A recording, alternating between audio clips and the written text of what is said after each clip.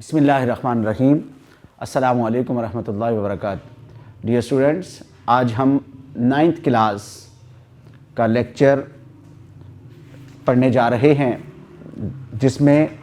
ہمارا chapter number 1 جس کا عنوان ہے قرآن مجید اور حدیث نبوی صلی اللہ علیہ وآلہ وسلم۔ اگر آپ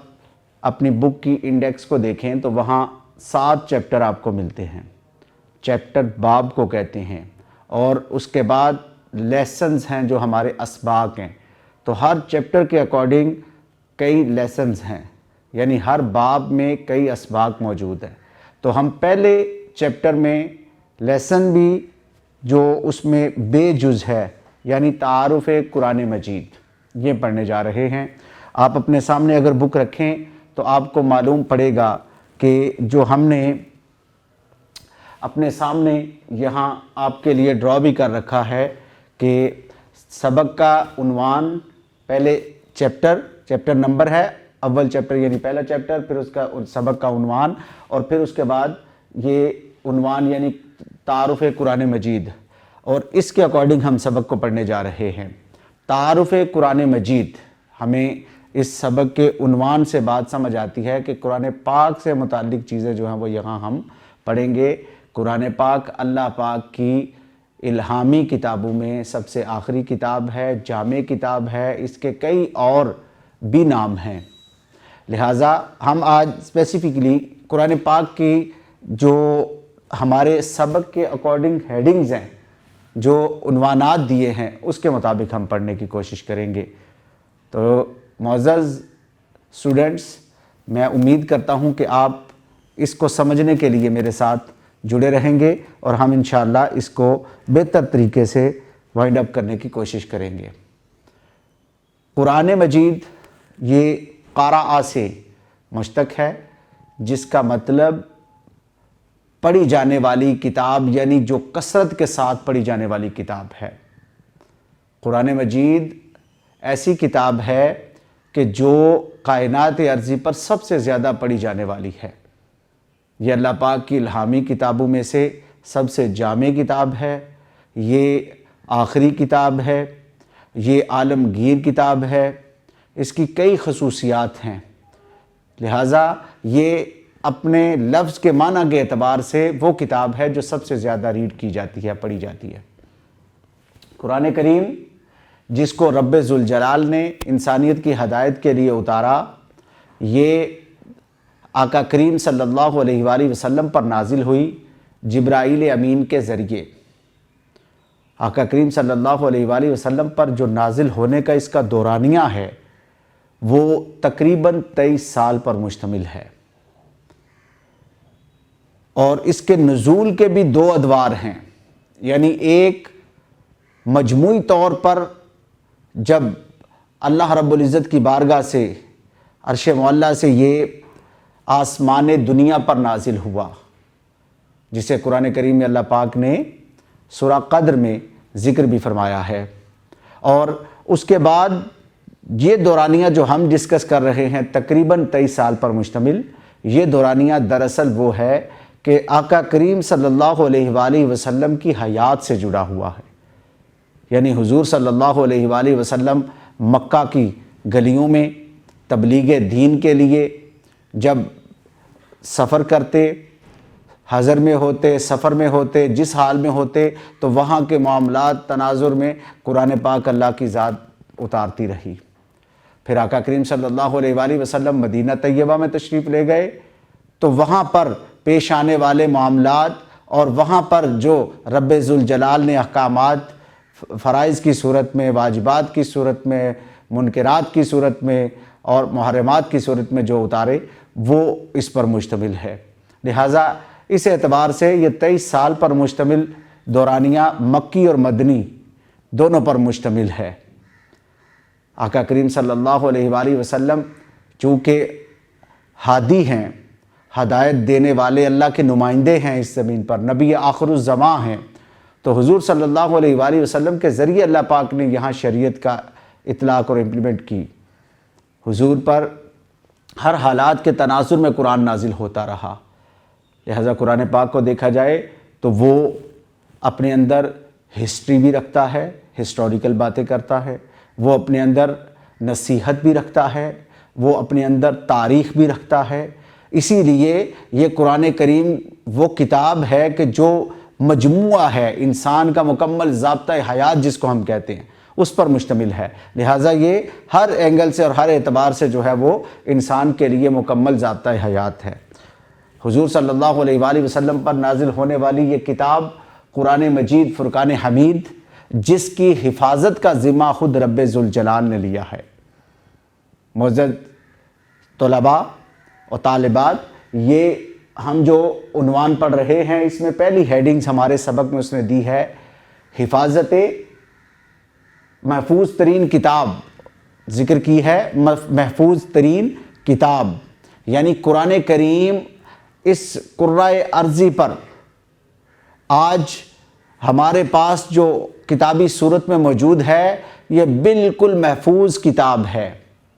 اور یہ محفوظ کرنے کے لیے اللہ رب العزت نے اپنی لاریب کتاب میں خود ارشاد فرمایا، یعنی سرٹیفکیٹ دیا کہ اس کو ہم نے محفوظ کیا۔ اس کی وجہ بھی ہے عزیز اسٹوڈنٹس، وجہ یہ ہے کہ اس سے پہلے جو الہامی کتابیں تھیں ان میں تحریف کی جاتی رہی، لہٰذا اللہ پاک نے اس کی آئیڈینٹی کو میک شور کرنے کے لیے، قائم رکھنے کے لیے خود اپنے ذمہ اس کی حفاظت لی، یعنی کوئی شخص چاہ کر بھی اس میں رد و بدل نہیں کر سکتا۔ اللہ رب العزت نے قرآن کریم میں فرمایا، اِنَّا نَحْنُ نَزَّلْنَا الذِّكْرَ وَإِنَّا لَهُ لَحَافِظُونَ، کہ ہم ہی اس ذکر کو اتارنے والے ہیں اور ہم ہی اس کی حفاظت کو میک شور کریں گے۔ اللہ رب العزت نے اس قرآن کریم کی حفاظت کو اپنے ذمہ لیا۔ اب اس کی حفاظت کے لیے اللہ پاک نے کائنات ارضی میں اس کے پائے جانے والی مخلوقات اور اب ان کے ذریعے سے اللہ پاک نے اس کی حفاظت کو میک شور کیا، یعنی حضور آقا کریم صلی اللہ علیہ وآلہ وسلم کے قلب انور پر اتارا جاتا رہا قرآن پاک۔ حضور پر جب وحی نازل ہوتی تو حضور اپنے دور میں صحابہ اکرام کو بلوا بیچتے اور بلوا کر ان سے کتابت وحی کا کام لیتے، انہیں فرماتے کہ اللہ کی طرف سے یہ حکم نازل ہوا ہے، یہ قرآن کا حصہ نازل ہوا ہے، اسے تحریر فرما لے، اور خود آقا کریم صلی اللہ علیہ وآلہ وسلم پڑھ کر بھی سناتے، دور فرماتے، یعنی سنتے بھی اور سناتے بھی، اور ایون کہ حضور آقا کریم صلی اللہ علیہ وآلہ وسلم یہ قرآن کا دور جبرائیل امین کے ساتھ بھی فرماتے۔ لہٰذا قرآن پاک کی حفاظت کو اللہ پاک نے میک شور کرنے کے لیے انسانوں کے سینوں کو منور کر دیا، یعنی لوگ صحابہ اکرام رضوان اللہ علیہم اجمعین وہ حضور کی موجودگی میں وہاں قرآن پاک سنتے، سن کر پھر اسے حفظ کرتے، اسے اپنے حافظہ میں محفوظ کرتے، اور پھر جا کر نمازوں میں قرات میں جو ہے وہ اس کو تلاوت کرتے۔ تو اس طرح آقا کریم صلی اللہ علیہ وآلہ وسلم کی حیات پاک میں ہی ان ٹولز کی صورت میں کہ حفاظ یعنی کہ حفظ کر کے، اور کتابت کی صورت میں صحابہ اکرام جو کتابت کا فن جانتے تھے اس وقت میں، ان کے ذریعے سے جو ہے وہ کتابت وحی بھی ہوتی رہی، یعنی حفاظت وحی کا یہ طریقہ بھی رہا۔ لہٰذا حضور صلی اللہ علیہ وآلہ وسلم کے دور میں ہی اس کی حفاظت کا وہ سلسلہ شروع ہوا جو لا متناہی اور نہ ختم ہونے والا، اور جس کو باقاعدہ طور پر اللہ رب العزت نے اپنے سرٹیفکیٹ کے ساتھ جو قرآن کی آیت میں اللہ پاک نے فرما دیا، جو سورہ الحجر کی آیت نمبر 9 ہے، تو حضور صلی اللہ علیہ وآلہ وسلم نے اس کو جو نازل ہوتا رہا صحابہ اکرام کو جمع کرتے، باقاعدہ اس کی کمیٹی قائم تھی، اور اس کمیٹی کے ذریعے سے جو ہے وہ اس کی حفاظت کو میک شور کیا جاتا رہا۔ پھر اس کے بعد اگر ہم آگے بڑھیں تو قرآن کریم کی عالمگیریت کا ذکر آیا ہے، یعنی ہمارے اس سبق میں ایک ہیڈنگ اور عنوان جو ہے وہ عالمگیریت کا لیا ہے اس نے۔ تو عالمگیریت کا مطلب بیٹا ہم سمجھنا چاہیں گے کہ جو اپنے اندر سب کچھ سمیٹ لے، یا جس میں سب کچھ سمیٹا جائے۔ دونوں معنوں میں آپ عالمگیریت اس کو کہ جو سب کچھ، یعنی جو ہم مکمل ضابطۂ حیات کہتے ہیں، تو اس میں ہر چیز اس کی جو ہے وہ گائیڈ لائن، اس کی حفاظت اور اس کی جو معاملات ہیں وہ سارے اس میں جو ہے باقاعدہ طور پر وہ ذکر کرتا ہے۔ لہٰذا یہاں جو عالمگیریت کی بات کی گئی ہے، آقا کریم صلی اللہ علیہ وآلہ وسلم کی ذات چونکہ نبی آخر الزماں ہیں، قیامت تک کے لیے حضور کی نبوت اور رسالت قائم رہنی ہے، لہٰذا لازم تھا کہ آپ کو جو شریعت دی جا رہی ہے، آپ کو جو کلام اور کتاب دی جا رہی ہے، اس کی بھی اہمیت کو اس طرح سے میک شور کیا جائے کہ وہ قیامت تک کے لیے امپورٹنٹ رہے، قیامت تک کے لیے فروٹفل رہے، قیامت تک کے لیے ہمارے مسئلوں کا حل دیتی رہے۔ تو قرآن کریم ایسی جامع کتاب ہے کہ جس میں انسان کے تمام معاملات کا حل ملتا ہے۔ حضرت ابن عباس تو فرماتے ہیں کہ عبداللہ ابن عباس فرماتے ہیں کہ میرے اونٹ کی نکیل گم ہو جائے تو وہ بھی میں قرآن سے ڈھونڈتا ہوں، یعنی ہر مسئلے کا حل انسان قرآن سے ڈھونڈ سکتا ہے۔ یہاں معاشرت ہو، معیشت ہو، معاملات ہوں، خانہ داری ہو، خاندان ہو، سب کچھ اس میں سمویا ہوا ہے۔ ہر چیز کا حل آپ کو قرآن سے ملے گا، اور پھر ہر زمانے میں، یعنی اس دوسرے اینگل سے آپ دیکھیں، ہر زمانے میں اس کی امپورٹنس جو ہے وہ مسلم ہے۔ لہٰذا حضور صلی اللہ علیہ وآلہ وسلم پر نازل ہونے والی یہ کتاب قرآن مجید، یہ عالمگیر کتاب ہے کہ ہر دور میں 1500 سال تقریباً اس کو نازل ہوئے ہو گئے آج، اور اس کے بعد ہزاروں سالوں تک اس کی اہمیت اور امپورٹنس بڑھتی چلی جائے گی، کبھی بھی کسی دور میں کم نہیں ہوئی اور نہ کم ہوگی۔ پھر اس کے بعد جو ہیڈنگ دی ہے وہ عہد رسالت میں جمع و تدوین قرآن مجید ہے۔ تو عزیز طلبہ، اگر ہم اس کی طرف توجہ کریں تو معلوم پڑتا ہے کہ آقا کریم صلی اللہ علیہ وآلہ وسلم کی حیات طیبہ میں ہی اس کو باقاعدہ طور پر